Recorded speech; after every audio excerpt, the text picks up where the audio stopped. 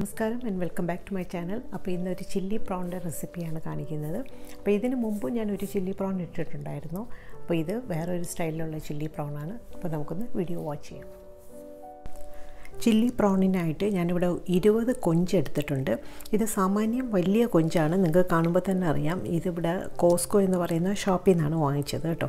അപ്പോൾ നല്ല വൃത്തിയായിട്ടുള്ള കൊഞ്ചാണ്.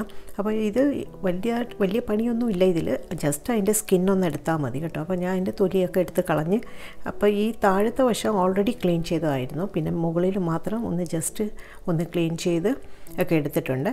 പിന്നെ ആ വാലിൻ്റെ അവിടെ ഞാൻ അത് എടുത്തിട്ടില്ല. അത് അവിടെ ഇങ്ങനെ അതുപോലെ വെച്ചിട്ടുണ്ട് കേട്ടോ.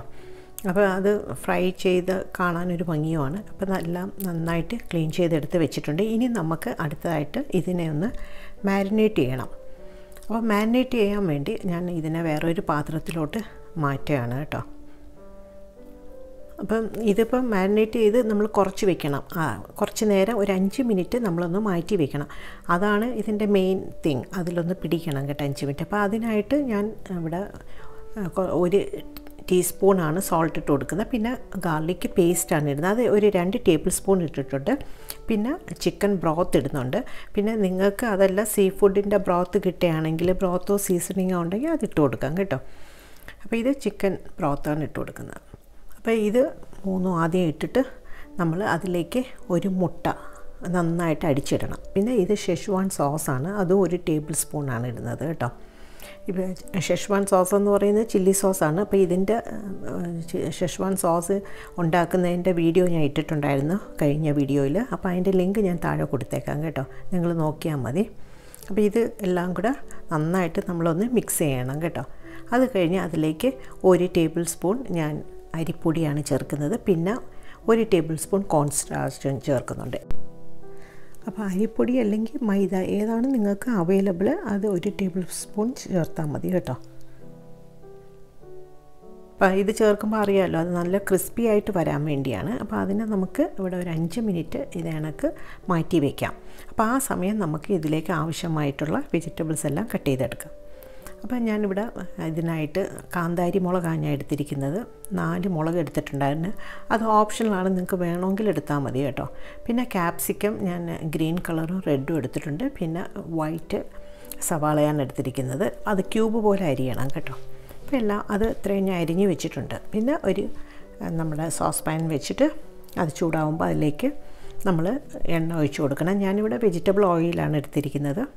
അതൊന്ന് ഫ്രൈ ചെയ്യാനാണ് കേട്ടോ. നമ്മുടെ ഷ്രിമ്പ് എല്ലാം കൂടെ ഒന്ന് ഫ്രൈ ചെയ്തെടുക്കണം. അപ്പം ഞാൻ ഇത് ശരിക്കും കുറച്ച് എണ്ണയെ ഒഴിക്കുന്നുള്ളൂ. പിന്നെ ഒരുപാട് എണ്ണ ഒഴിച്ചാൽ പിന്നെ അത്രയും വേസ്റ്റ് ആവും. അതുകൊണ്ട് നമുക്ക് അത്രയും എണ്ണ ഒഴിക്കേണ്ട. ഞാനൊരു 3 പ്രാവശ്യമായിട്ട് ഇങ്ങനെ ഫ്രൈ ചെയ്തെടുത്തിട്ടുണ്ട്. നല്ല ക്രിസ്പി ആയിട്ടാണ് വരുന്നത് കേട്ടോ. കാരണം നമ്മൾ കോൺ സ്റ്റാർച്ചൊക്കെ ഇടുന്നുണ്ട്. അങ്ങനെ നന്നായിട്ട് എല്ലാം ഒന്ന് തിരിച്ച് മറിച്ചും ഇട്ട് ചെറിയ തീ ആയിരിക്കണം കേട്ടോ. തീ കൂടരുത്. ജസ്റ്റ് എല്ലാം ഒന്ന് ഫ്രൈ ചെയ്തെടുക്കുക. എന്നിട്ട് പിന്നെ അതേ എണ്ണയിൽ തന്നെ നമ്മൾ ഗാർലിക്കും ജിഞ്ചറും ചോപ്പ് ചെയ്തത് രണ്ടും കൂടെ അതിലിട്ട് നന്നായിട്ട് ഒന്ന് ഇളക്കി കൊടുക്കണം. ചെറിയൊരു ബ്രൗൺ കളർ ആവുന്നത് വരെ നമ്മൾ ഇളക്കണം. എപ്പോഴും ഇഞ്ചി ചെറിയൊരു കഷ്ണം എടുക്കാവുള്ളൂ. വെളുത്തുള്ളി കൂടുതലെടുത്താലും കുഴപ്പമില്ല. അപ്പോൾ ഇതിൻ്റെ എല്ലാം മെഷർമെൻറ്റ് ഞാൻ ഡിസ്ക്രിപ്ഷൻ ബോക്സിൽ കൊടുക്കുന്നുണ്ട്. നോക്കിയാൽ മതി കേട്ടോ എത്രയാണെന്നുള്ളതൊക്കെ. അപ്പോൾ ഇത് ബ്രൗൺ കളറായി വരുന്നുണ്ട്. അപ്പോൾ അതിലേക്ക് നമ്മളിവിടെ അരിഞ്ഞ് വെച്ചിരിക്കുന്ന സവാളയും ബെൽ പെപ്പേഴ്സും കൂടെ ഇട്ട് കൊടുക്കുകയാണ്. അപ്പോൾ ബെൽ പെപ്പേഴ്സ് ഞാൻ റെഡ് ഒരു ഹാഫേ എടുത്തിട്ടുള്ളൂ. അത് ചെറിയ ഒരു ബെൽ പെപ്പർ ആയിരുന്നു, അതിൻ്റെ ഹാഫേ എടുത്തുള്ളൂ. പിന്നെ നമ്മുടെ ഗ്രീൻ ചില്ലിയാണ് ഇട്ട് കൊടുക്കുന്നത്. ഇത് ഞാൻ കാന്താരി മുളകാണ് എടുത്തത്. ഞാൻ പറഞ്ഞല്ലോ നേരത്തെ. അപ്പോൾ നിങ്ങൾക്ക് ആവശ്യമുണ്ടെങ്കിൽ എടുത്താൽ മതി. കുട്ടികളൊക്കെയാണ് കഴിക്കുന്നതെങ്കിൽ അത് അവോയ്ഡ് ചെയ്യാം. അപ്പോൾ ഇതിനെ നന്നായിട്ടൊന്ന് ഇളക്കുക. എന്നിട്ട് അതിലേക്ക് കുറച്ച് ഉപ്പൂടെ ഇട്ട് കൊടുക്കുക. പിന്നെ നമ്മൾ ആ നേരത്തെ ഇട്ട അതേ ഇത് തന്നെ ചിക്കൻ ബ്രോത്തും കുറച്ച് soya sauce, Schezwan sauce, ketchup, vinegar ഇതെല്ലാം നമ്മൾ ഒന്നും കൂടി ഇതിലേക്ക് ഒഴിച്ചു കൊടുക്കുന്നത്. കാരണം അത് അതിൻ്റെ ഗ്രേവിക്ക് കുറച്ച് ഫ്ലേവർ കിട്ടാൻ വേണ്ടിയാണ് അങ്ങനെ ചെയ്യുന്നത്. അപ്പോൾ ഇതിൻ്റെ എന്തൊക്കെയാണ് ഒഴിക്കുന്നതെന്നുള്ളത് ഞാൻ ഇതിൽ കൊടുക്കുന്നുണ്ട് കേട്ടോ. അപ്പോൾ ഇത് വിനീഗറാണ് ഒഴിച്ചത്. പിന്നെ കെച്ചപ്പ് എല്ലാം ഓരോ ടേബിൾ സ്പൂൺ വീതം നമുക്ക് വീണ്ടും ഇതിലേക്ക് ആഡ് ചെയ്ത് കൊടുക്കാം. എന്നിട്ട് എന്താ ചെയ്യണമെന്ന് വെച്ചാൽ ഇത് 1 കപ്പ് വെള്ളം ഒഴിച്ചു കൊടുക്കുക. അപ്പം നിങ്ങൾക്ക് ഗ്രേവി കൂടുതൽ വേണമെന്നുണ്ടെങ്കിൽ 1.5 കപ്പോ 2 കപ്പൊക്കെ ഒഴിക്കാം കേട്ടോ. പിന്നെ ഒരുപാട് അങ്ങ് വെജിറ്റബിൾ ഇട്ട് വേവിക്കരുത്. ചെറുതായിട്ടൊന്ന് വാടി വരുമ്പോഴാണ് ഇതെല്ലാം ഇട്ട് കൊടുക്കേണ്ടത്. ഇവിടെ ഞാനിപ്പം കോൺ സ്റ്റാർച്ചാണ് ഇട്ട് കൊടുക്കുന്നത്.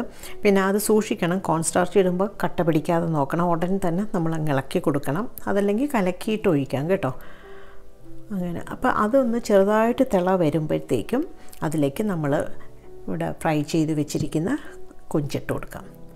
വളരെ എളുപ്പം വെച്ചെടുക്കാൻ പറ്റുന്ന ഒരു ഷ്രിമ്പ് കറി ഇതാണ്, ചില്ലി ഷ്രിമ്പാണ് ഇത്.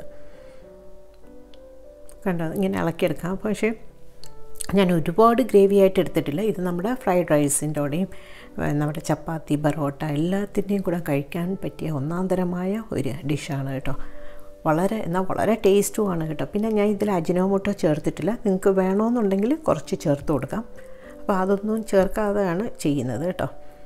പിന്നെ ഇത് നിങ്ങൾക്ക് കുറച്ചുകൂടെ ഗ്രേവി വെള്ളം ഒഴിക്കുന്നുണ്ടെങ്കിൽ നേരത്തെ ഞാൻ പറഞ്ഞ പോലെ ചിക്കൻ ബ്രോത്തും കെച്ചപ്പും എല്ലാം കുറച്ച് കൂട്ടി അങ്ങ് ഇട്ടാൽ മതി കേട്ടോ.